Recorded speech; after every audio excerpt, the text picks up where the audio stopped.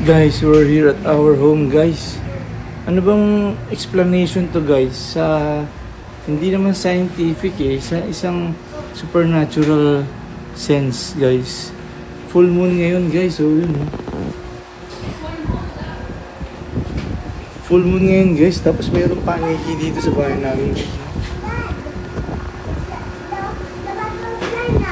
Tatlo yung bats, guys. Yung dalawa nakalipad na. Lagi may pumapasok ditong bats Kaya pala may mga patak-patak ng tai-tai rito sa sahig namin, guys. Kala namin daga. Yung pala, hindi pala daga yun. Kala rin namin ibon. Yung pala paniki. Ayun.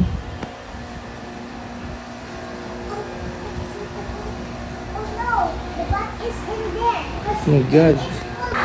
Guys, hindi kami makakain, guys, doon sa dining table namin na malaki, guys. Dito lang kami.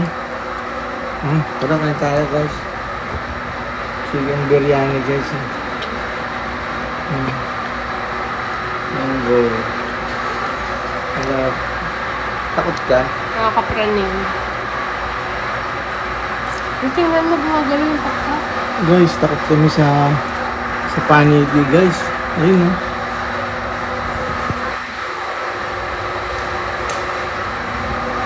Kita nyo ba? Tatlo yan, guys, Tatlong paniki yan.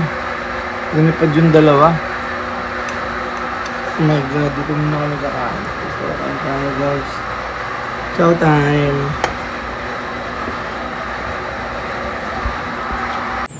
Alam nyo bang ang pagpasok ng paniki sa loob ng bahay, ito ay isang hindi nakakatakot na pangyayari, kundi ito ay isang magandang pangyayaring magaganap. Ito ay napakagandang mensahe once na pinasok ng paniki ang inyong tahanan, lalong-lalo na ang parte ng inyong kwarto sa inyong pinagtutulugan. Dahil alam mo bang, base sa aking natuklasan, ang paniki pala pumapasok lamang ito sa loob ng bahay kapag nararamdaman nila at nasisense nila na ang energy ng mga nakatira sa loob ng bahay ay may matataas ang frequency o vibrational frequency. Kaya naman tinatawag ito sa Chinese na may positive chi. Sinasabi dito na ang nakatira sa loob ng bahay ay may malinis ang puso at malinis ang intensyon at misyon. Kaya pinapasok lamang ng paniki ang mga taong mabubuti ang kalooban. Kaya huwag kang matakot kung pasukin ng paniki ang inyong bahay. Dahil marami na rin ang nagpatotoo nito, pati na rin kami. Dahil alam mo ba, mula nung pinasok kami ng paniki sa loob ng aming bahay, sunod-sunod na blessing ang dumating sa amin. At mula nung pumasok yun sa aming bahay, ay nagsimula akong magsaliksik tungkol dito at nalaman kong ang paniki pala talaga ay naghahatid yaman at kasaganahan sa pamilya. Lalong-lalo na't pinapayaman nito ang unang-unang makakakita dito.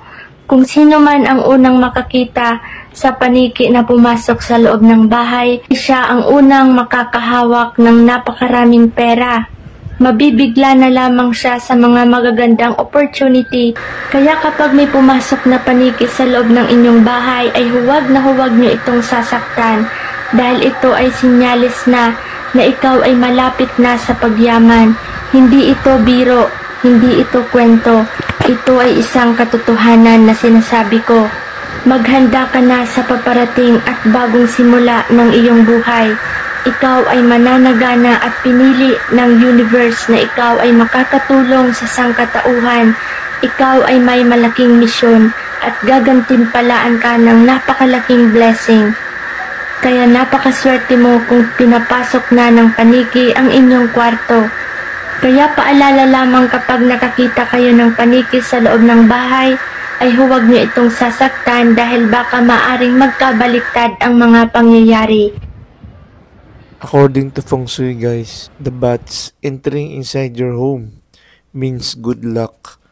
It means bountiful blessings coming on your way because the bats would only go to places that have high energy or positive energy frequency that they feel in that particular place. Like in the cave, There's a positive energy there. The nature is confined there, and it's covered with rocks, energy from the ground, and it's a preserved. Unusual in Manila to find bats, but we saw a certain tree here covered with lots of leaves and shrubs, breeding ground there. Because since I was young, I saw bats flying around our neighborhood, but that was a long time ago. And after a while, I saw some bats again here in our neighborhood. And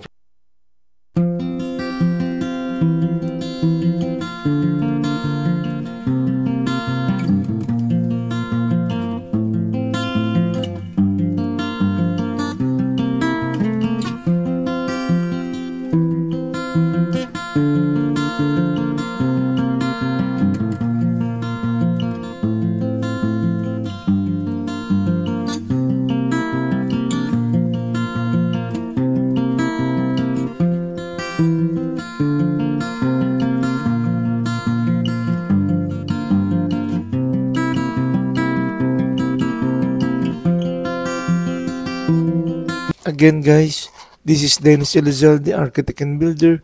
Thank you for watching my YouTube channel.